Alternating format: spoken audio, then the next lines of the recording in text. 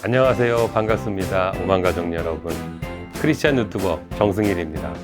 행복한 하루하루 보내고 계신가요? 오늘 주신 하늘 양식은요, 사도행전 16장 6절로 10절 말씀입니다. 그럼 받으러 가실까요? 성령이 아시아에서 말씀을 전하지 못하게 하시거늘 그들이 부르기아와 갈라디아 땅으로 다녀가 무시아 앞에 이르러 비두니아로 가고자 애쓰되 예수의 영이 허락하지 아니하시는지라. 무시아를 지나 두로아로 내려갔는데 밤에 환상이 바울에게 보이니 마게도냐 사람 하나가 서서 그에게 청하여 이르되 마게도냐로 건너와서 우리를 도우라. 바울이 그 환상을 보았을 때 우리가 곧 마게도냐로 떠나기를 힘쓰니 이는 하나님이 저 사람들에게 복음을 전하라고 우리를 부르신 줄로 인정함이로라. 하나님의 블루 시그널. 바울의 전도의 목표는 로마의 아시아 속주를 복음화하는 일이었습니다. 그러나 그 전도 여행의 계획은 계속 차질이 생기고 막히고 또 막힙니다. 왜일까요? 네, 하나님의 계획은 다르셨습니다. 그들을 아시아와 바두니아로부터 돌아서 마게도냐로 향하게 하십니다. 하나님께서 이들에게 보내는 블루 시그널, 그 인도하심을 함께 경험해 보실까요?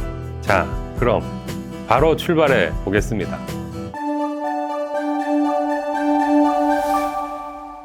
바울의 제1차 전도 여행의 동역자는 바나바였습니다. 그런데 바울과 바나바 사이에 갈등이 생겼고 이 다툼으로 바나바는 나가를 내리고 배를 타고 구브로로 가지요.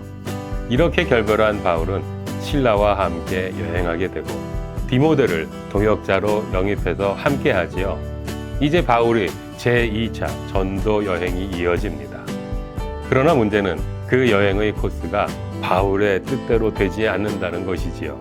이들의 전도 여행의 길은 말 그대로 목숨을 건 항해로 계속 이어져 나아갑니다.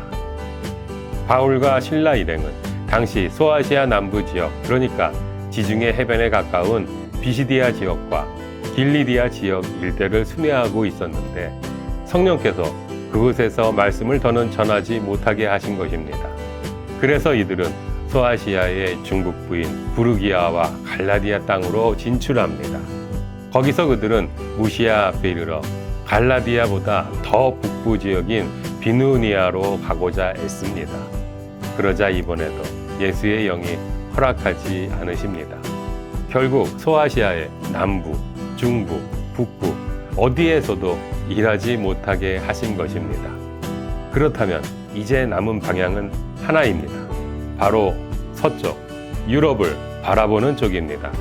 그래서 바울 일행은 뱃머리를 다시 돌려 드로아로 내려갑니다.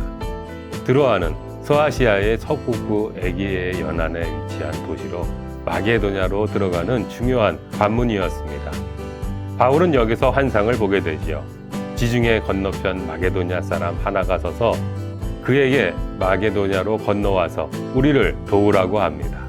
바울은 이 환상을 통해 하나님의 시그널임을 직감합니다. 그렇게 마게도냐로 건너간 일행은 본문이 마케도니아 지방에서 으뜸 가는 도시요 로마 식민지라고 소개하는 빌립보에 머물게 됩니다. 본문 13절에 보면 그들은 안식일에 기도할 곳이 있을까 하여 문 밖 강가에 나아가 거기에 앉아서 모인 여자들에게 말하였다라고 기록하고 있습니다. 지금까지 바울 일행은 전도를 위해 어떤 지역을 방문하며 주로 유대교 회당을 먼저 찾아가 거기서부터 전도를 시작했죠. 그런데 지금 빌립보에서 이들은 안식일이 되었는데도 회당을 발견하지 못해서 성문 밖 강가에 나아가 기도할 곳을 찾다가 마침 거기서 한 무리의 여성들을 만나 복음을 전하게 된 것입니다. 어찌 보면 막막한 상황이 아닐 수 없지요. 그런데 거기서 뜻밖의 만남이 이루어집니다. 본문 14절입니다. 두아디라시에 있는 자색 옷감 장사로서 하나님을 섬기는 루디아라 하는 한 여자가 말을 듣고 있을 때 주께서 그 마음을 열어 바울의 말을 따르게 하신지라. 회당도 찾지 못해 어디서부터 전도를 해야 할지도 알 수 없이 막막한 상황에서 성박 강가에 기도하러 나갔다가 마침 한 무리의 여성들을 만나 복음을 전하게 되었고, 그 무리 가운데 마침 루디아라는 여성 상인이 있었던 것입니다. 이 루디아는 하나님 나라 복음을 받아들이고 온 가족이 세례를 받지요. 사도행전 본문만 따지면 유럽 최초의 그리스도인이라 할 수 있습니다. 이 루디아는 상당한 재력가였던 것으로 추측할 수 있는데, 자신의 집을 이 전도자들이 거처로 제공합니다. 이 집이 사실상 빌립보 전도를 위한 기지가 됩니다. 이 만남은 빌립보, 나아가 유럽 선교에 매우 의미 있는 주춧돌이 된 것이지요. 이제 여기서 하나님께서 바울 일행의 경로를 계속 막으신 이유가 드러납니다. 사도 바울은 소아시아 지역의 전도만을 계획하고 있었지만 하나님은 유럽 선교라는 계획을 갖고 바울 일행을 이끌어 가신 것입니다. 우리는 누구나 안정적이고 편안한 삶을 기대합니다. 하지만 감당해야 할 사명의 수준이 높은 사람들의 삶은 그리 편안하지 않습니다. 지금 사도 바울의 감당해야 할 소명처럼 말이죠. 그래서 편안하게 살지 못하고 힘들지만 의미 있는 삶의 길, 전도자의 길을 걸었던 것입니다. 그런데 말입니다.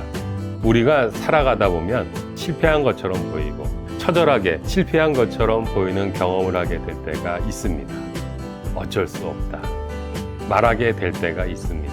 하지만 여러분, 항상 어쩔 수 있습니다. 대안이 있습니다. 더 나은 길이 있습니다.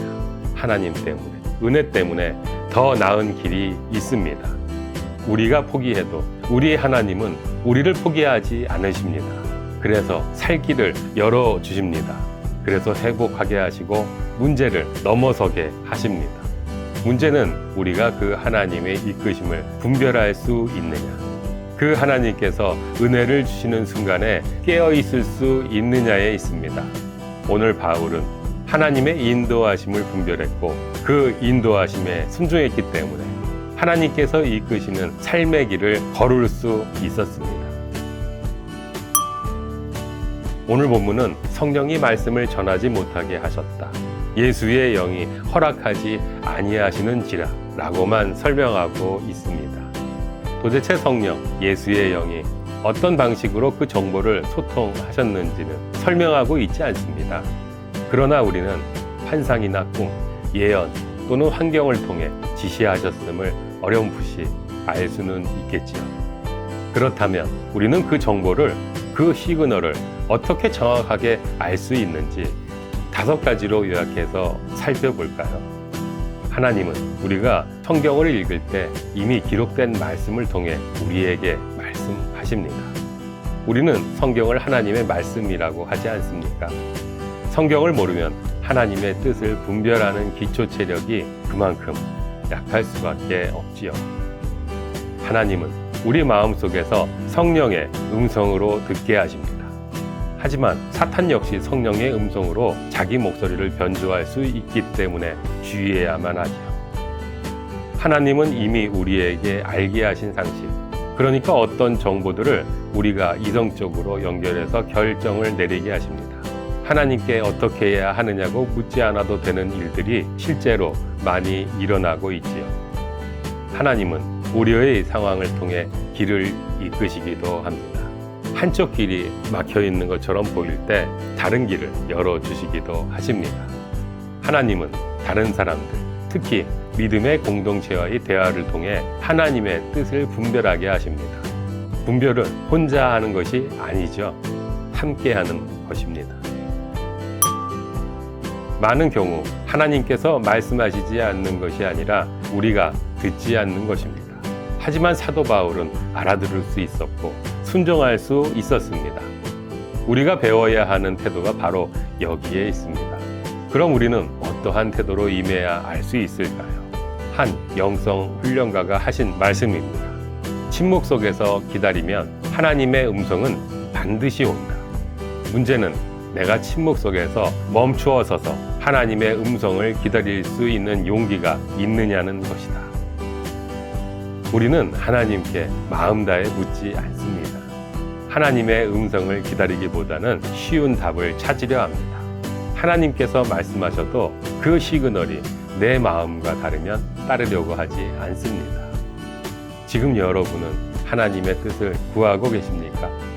그렇다면 하나님의 음성에 귀를 기울이시고 계십니까?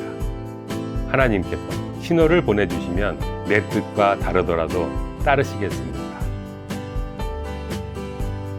사랑하는 여러분, 바울이 여러 번 자신의 계획이 좌절되는 상황 속에서도 하나님의 음성을 듣고 순종했을 때 새로운 선교의 장, 새로운 삶의 기회가 열렸던 것처럼 우리도 하나님의 음성을 듣고 순종하면서 우리 삶의 지경이 넓어지고 하나님께서 우리 삶에 이루시는 놀라운 일들을 경험하고 간증하게 되시기를 주님의 이름으로 당신을 축복합니다. 하나님이 시그널을 따르며 살아가시는 한 주간의 삶이 되시길 소망하고 기도합니다. 지금까지 시청해 주셔서 감사합니다. 다음 주에 만나 뵐 때까지 행복하십시오.